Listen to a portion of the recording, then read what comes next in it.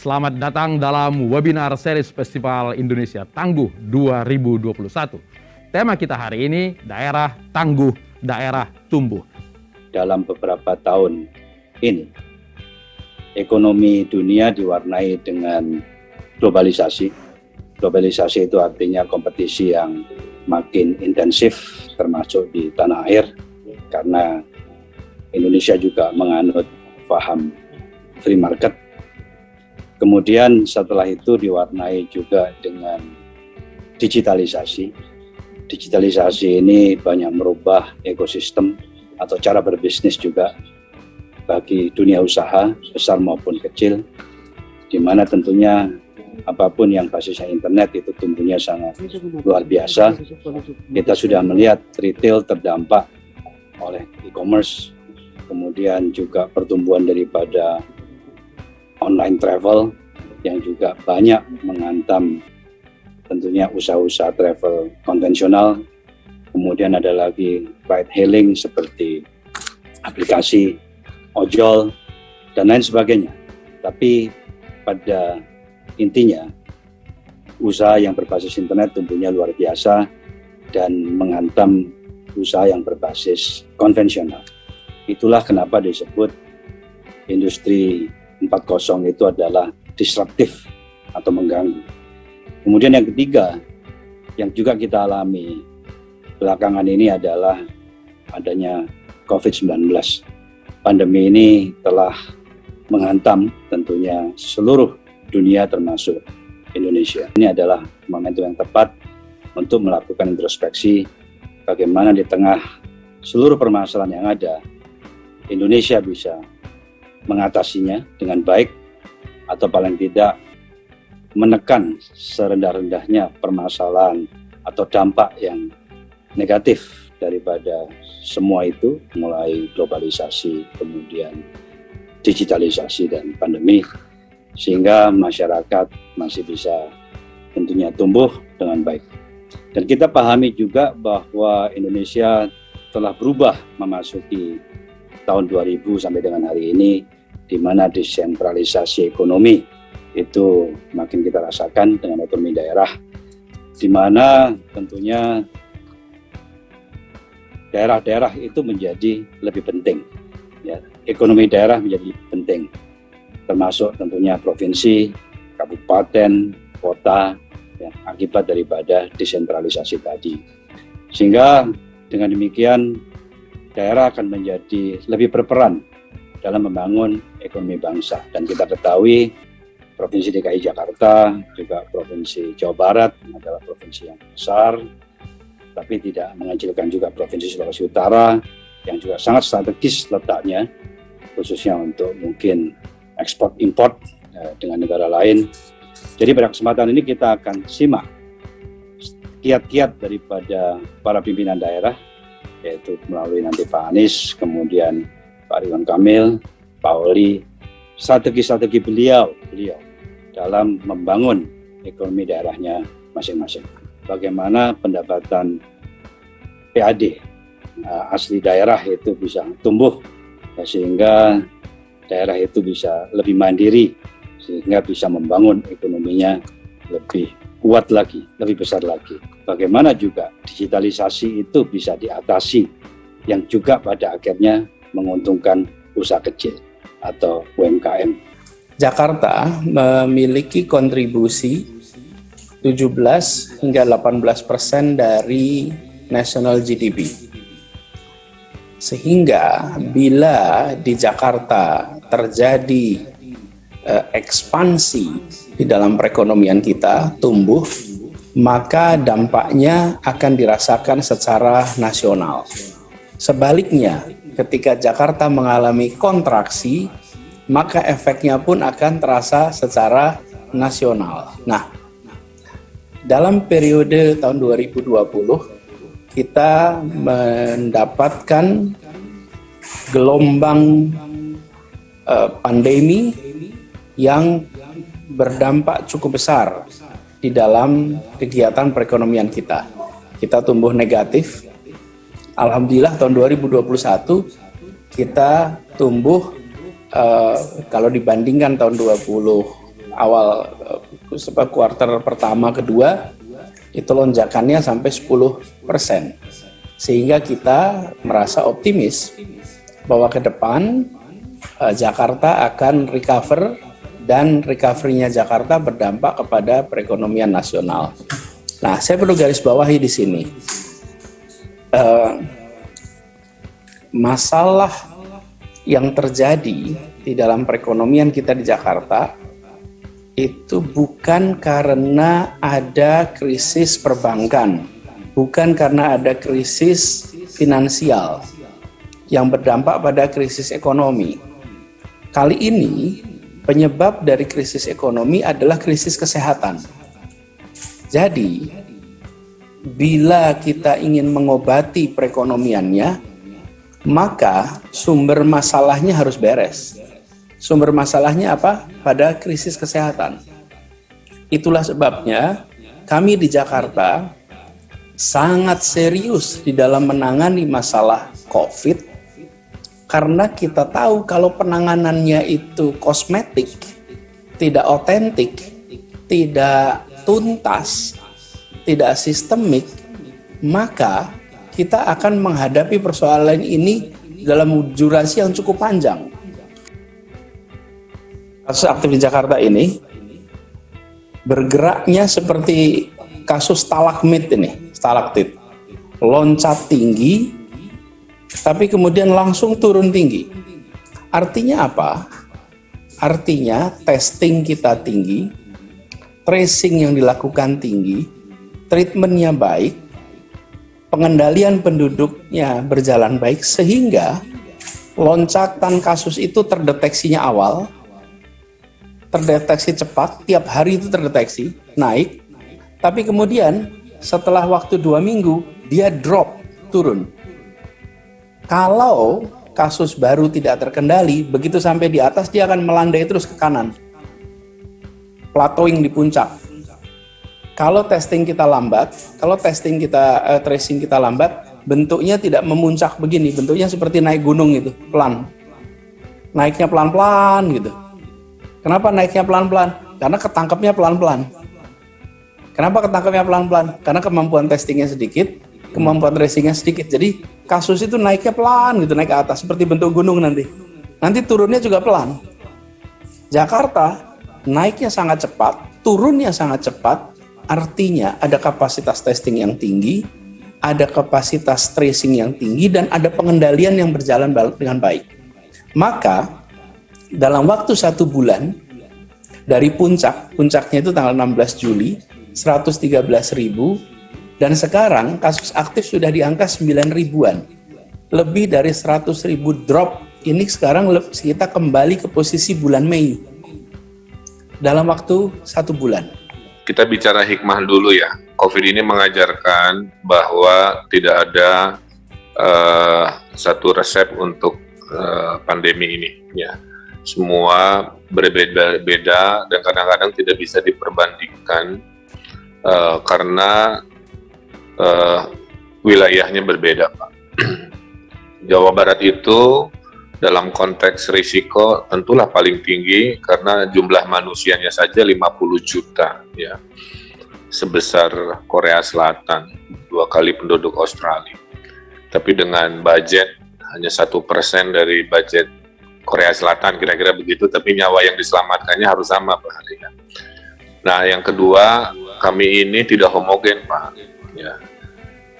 Ada kota, tapi lebih banyak desa, Pak. 6.000 desa dengan teritorial yang susah dijangkau, di pegunungan, di pedalaman, sehingga faktor aksesibilitas pencapaian itu menjadi tantangan. Ya. Nah, hal-hal itu juga yang harus dipahami karena menurut saya kuncinya itu adalah keselamatan jiwa. Ya. Nah, karena COVID ini solusinya adalah menjauhkan kerumunan dan interaksi sosial, itulah kenapa kami selaku kepala daerah berjibaku di 2 sisi tadi, tangan kiri ngurusin kesehatan, tangan kanan ngurusin ekonomi. Ya, atau ada yang istilah ngegas, ngerem, tarik, ulur, tapi itulah rutinitas kita hari-hari. Dan solusi-solusi itu tidak semua manis, Pak. Masyarakat pengen obat batuk rasa stroberi, tapi adanya obat batuk pahit, ya. Nah, jadi kadang-kadang memang diterima dengan pahit, tapi menurut kami bisa menyembuhkan. Salah satu obat batuk pahit itu adalah PPKM. Sekarang keterisian rumah sakit, Pak, di Jawa Barat sudah rekor terendah, bahkan sebelum PPKM, yaitu 28%. Ya, ini bor tanggal 15 hari ini sudah di 28%. Jadi bayangkan Pak Hari, bulan lalu puncak-puncaknya 91%, sampai viral warga dirawat di parkiran, mungkin monitor ya Pak. Bikin tenda di Bekasi dan lain-lain. Nah sekarang sudah turun gunung, bor kita ada di 28%. Itu sama dengan yang garis tengah saat Idul Fitri sebelum Delta menyerang. Ya. Jadi kami simpulkan PPKM dengan segala dinamikanya ini berhasil membatasi kepadatan, kerumunan, sehingga puncaknya sudah terlewati. Nah, indikator-indikator lainnya setelah kedaruratan ini selesai, kita adalah terus mencari inovasi-inovasi agar kita lebih terkendali. Nah, kita memperbanyak tim tracer, ya, juga satu tracer, satu RT. Bayangkan di Jawa Barat ada 200.000 RT. Nah, kami ada yang 17.000 yang formal, ada 200 ribuan yang informal juga kita gunakan supaya kita bisa menemukan orang sakit, Pak, di antara orang sehat, sehingga orang sehat bisa terus kerja ekonomi, orang sakit kita pisahkan dari rombongan, kayak begitu. Nah ini juga rasionya sudah membaik. Kemudian juga dari sisi ekonomi, saya kira ini juga sama, Sulawesi Utara, DKI, semua sama Pak, Alhamdulillah. Jawa Barat dari tahun lalu, bulan yang sama Pak, hari minus 4% Pak, kita melompat menambahi 10, sekarang di 6,13%. Ya. Nah, cuman waktu kita bedah nih Pak Hari, mayoritas pertumbuhan ekonomi Jawa Barat itu dari investasi dan ekspor, jadi skala-skala besar. Karena skala retail, skala ekonomi real gitu ya, UMKM-nya masih tertekan. Makanya waktu ini dirilis ke masyarakat ada yang menyampaikan kok nggak sama dengan perasaan sehari-hari kita. Nah itulah poinnya. Jadi berarti PR-nya ekonomi investasi kami juara 1 Pak, Alhamdulillah. Selama satu semester ini ekspor pun tertinggi, kemudian investasi juga tertinggi, alhamdulillah. Tapi ekonomi sektor real, ekonomi jalanan, retail Pak, pariwisata masih tertekan. Nah kalau setelah kedaruratan ini sampai Desember kita bereskan ekonomi real, retail, pariwisata, harusnya saya optimis dengan investasi ekspor yang baik, perbaikan di real retail tourism, ekonomi kami bisa tumbuh lebih besar lagi. Itu strategi di Jawa Barat kira-kira begitu. Nah, kemudian setelah kedaruratan ya PR kita vaksinasi Pak Hari. Cuman karena jumlah penduduk kami 50 juta, kami ini butuh 15 juta dosis Pak per bulan agar Desember beres. Kenyataannya kami tidak mendapatkan sebanyak itu. Ya, kami mendapatkan sebanyak yang diberi oleh pemerintah pusat, kira-kira begitu ya.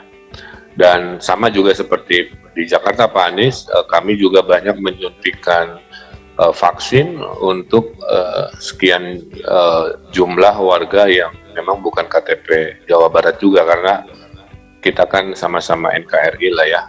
Yang penting semua selamat lahir batin. Tapi kita bersyukur memang sejak awal, Bapak bisa lihat memang di grafik kita sejak mulai Mei 2020 sampai Agustus ini, nah, Sulawesi Utara walaupun naik tiba-tiba, tetapi situasi kondisi kita bisa tangani karena sejak saya jadi gubernur ada 4 rumah sakit baru yang terbangun.